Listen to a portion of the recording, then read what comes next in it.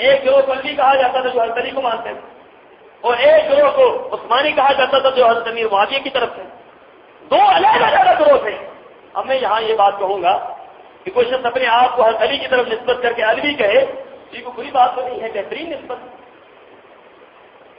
اور کوئی حضرت عثمان کی طرف نسبت کر کے عثمانی کہے تو کیا خیال ہے، یہ کوئی بری نسبت ہے؟ یہ بھی بہترین نسبت ہے، حضرت عثمان کی طرف نسبت ہو رہی ہے. لیکن جب اختلاف کا دور ہو، انتشار کا دور ہو، تو اس وقت اپنے آپ کو واضح طور پر مسلمان کہنا اور واضح اپنی حیثیت واضح کرنا یہ ہر مسلمان پر بڑی ضروری ہے. پوچھا گیا حضرت عبداللہ بن عباس سے، آپ کون ہیں؟ آپ علوی ہیں یا عثمانی ہیں؟ تو انہوں نے بڑا بہترین جواب دیا تھا، یہی ہمارا جواب، یہی آج امت کو ہم کہتے ہیں کہ خدا را اس جملے کی طرف آ جاؤ کہ جس جملے میں کسی کا کوئی اختلاف نہیں. آپ علوی ہیں یا عثمانی ہیں؟ تو انہوں نے فرمایا تھا، نہ میں علوی ہوں نہ میں عثمانی ہوں، میں محمد رسول اللہ کو ماننے والا محمدی، یہ اور کچھ بھی نہیں. کیا کہتے ہیں، اس سے بڑا کچھ اللہ ہو سکتا ہے کہ آپ سے یہ پوچھا جائے کہ آپ کیا ہیں؟ آپ حنفی ہیں، آپ شافعی ہیں، آپ مالکی ہیں، آپ حنبلی ہیں، آپ قادری ہیں، سورورتی ہیں، چشتی ہیں، آپ ہیں کیا؟ آپ بتلائیں کہ آپ کون ہیں؟ تو آپ کو فقط ایک ہی جواب دینا چاہیے کہ ہم محمد رسول اللہ کو ماننے والے محمدی. سارے کا سارا اختلاف کیا ختم ہو جاتا ہے. کس پر ہم بنیاد آج بنا رہے ہیں، کس پر آج ہم اپنی عمارت کو کھڑا کر رہے ہیں. میں یہ بات کہتا ہوں کہ ہم نے سب سے بڑی عمارت تقلید پر کھڑی کی. امت مسلمہ کے اندر ایک بہت بڑی بیماری تقلید کی پیدا ہوئی کہ حضرت امام ابو حنیفہ کی بات کو مان لو، ان کی بات کو ماننا ضروری ہے. امام شافعی کی بات کو مان لو، امام مالک کی بات کو مان لو، امام احمد بن حنبل کی بات کو مان لو. میں یہ کہتا ہوں کہ کس نے کہا امام احمد بن حنبل کی بات کو مانو؟ اللہ نے فرمایا، اللہ کے رسول نے فرمایا. کس نے کہا آپ امام ابو حنیفہ کی بات کو مانیں، امام شافعی کی بات کو مانیں، امام احمد بن حنبل کی بات کو مانیں؟ کس نے کہا؟ نہ اللہ نے کہا، نہ رسول اللہ نے کہا، نہ صحابہ نے کہا، نہ خود ائمہ نے کہا. تو سوچنے کی بات ہے پھر کس نے کہا؟ آج تک کسی کو کوئی پتہ نہیں کہ کس نے کہا. امت مسلمہ کے اندر ایک زہر نکل آیا. امت مسلمہ کے اندر ایک اتنی بڑی بیماری، اتنا بڑا مرض نکل آیا ہے، لیکن آج تک کسی کو یہ پتہ نہیں کہ نکلا کہاں سے، کس نے نکالا ہے.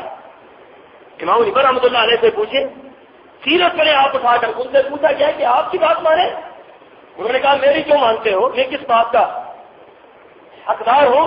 میری نہ مانو، اس کی مانو جس پر اللہ نے وحی نازل کی. انہوں نے نہیں کہا میری بات مانو.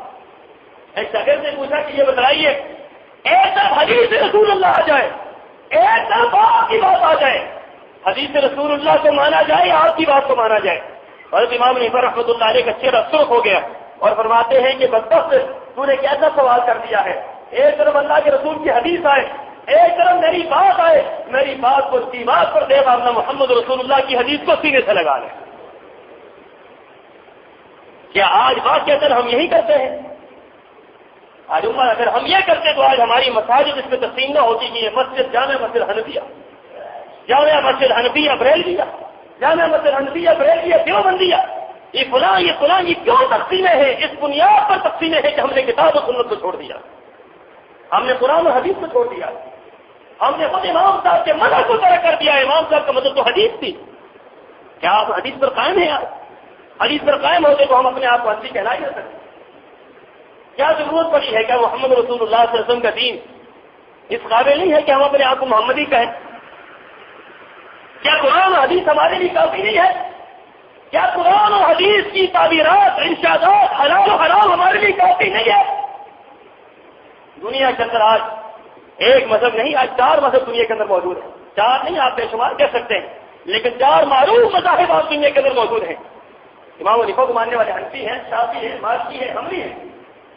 سوچنے کی بات یہ ہے کہ سارے کے سارے اپنے آپ کو حق پر کہتے ہیں اور زمین و آسمان کے اختلافی ہیں. ایک امام کے نزدیک حلال ہے، دوسرے کے نزدیک حرام ہے، تیسرے کے نزدیک مباح ہے، چوتھے کے نزدیک مکروہ ہے. اب ہم یہ بات کہتے ہیں، امت کے لوگوں کو یہ سمجھایا گیا کہ 4 امام حق پر ہیں. سوچنے کی بات یہ ہے کہ زمین و آسمان کا اختلاف بھی ہے اور پھر حق پر بھی ہے. یہ کیسے ہو سکتا؟ ایک کہتا ہے حلال ہے، ایک کہتا ہے حرام ہے، اور پھر ہم کہتے ہیں حق پر ہے. یہ بات سمجھ نہیں آتی. کم از کم اسلام کے نقطۂ نظر ہم اس بات کو سمجھ نہیں سکتے. ہم معمولی کی مثال سے سمجھیں کہ یہ میرے سامنے ڈائس ہے. اب میں یہ کہتا ہوں کہ یہ ڈائس ہے آپ کہتے ہیں نہیں یہ سائیکل ہے، کوئی کہتا ہے یہ موٹر سائیکل ہے، کوئی کہتا ہے نہیں یہ گاڑی ہے. اب فیصلہ کروانے والے صاحب کسی کو کھڑا کریں گے، فیصلہ کیجیے کہ کیا ہے. ان چاروں میں سے کون ٹھیک کہتا ہے؟ تو یہ کہیں گے سارے ٹھیک کہتے ہیں. تو کس قدر عجیب سی بات، کس قدر عجیب بات ہے کہ یہ کہا جائے کہ سارے ٹھیک کہتے ہیں. سارے ٹھیک نہیں کہہ سکتے، ٹھیک تو ایک ہی کہہ سکتا ہے، اور وہ وہی ہے جو محمد رسول اللہ کی حدیث کے مطابق کہتا ہے، جو قرآن کے مطابق کہتا ہے، جو حدیث کے مطابق کہتا ہے، جو آپ کے قرآن پر عمل کرتا ہے، محمد رسول اللہ کی حدیث پر عمل کرتا ہے. آئیے صحابہ کرام کے نقطۂ نظر سے دیکھتے ہیں کہ صحابہ کرام کس طریقے سے قرآن و حدیث پر عمل کرتے ہیں. اللہ اور اس کے رسول کی آواز آتی بھی پیچھے نہیں ہٹتے. یہ غفیر الملائکہ کا حضرت حنظلہ ہے، بیوی سے مباشرت کی، نئی نویلی دلہن ہے. صبح فجر کے وقت اعلان ہوتا ہے حی علی الجہاد، آؤ جہاد کی طرف. رسول اللہ صلی اللہ علیہ وسلم بلا رہے ہیں، غسل کرنے کو جا رہے تھے، ضرورت نہیں غسل کرنے کی، وہیں سے میدان جہاد میں چلے گئے، شہید ہو گئے. اللہ کے رسول صلی اللہ علیہ وسلم پاس گئے اور دیکھا کہ فرشتے حضرت حنظلہ کو غسل دے رہے ہیں. پوچھا جاؤ کہ گھر والوں کو غسل کیا مسئلہ ہے؟ شہید کو غسل تو نہیں دیا جاتا، شہید کو کفن نہیں پہنایا جاتا، یہ حنظلہ کو غسل کیوں دیا جا رہا ہے؟ یہ کیا وجہ ہے جس کو غسل دیا جا رہا ہے؟ گئے گھر پہ جا کر پوچھا، بیوی نئی نویلی دلہن تھی، اس نے کہا کہ آج رات کی خاؤں بیوی سے ملاقات ہوئی تھی اور غسل نہیں کرنے پائے تھے کہ آپ کی طرف سے آواز آئی.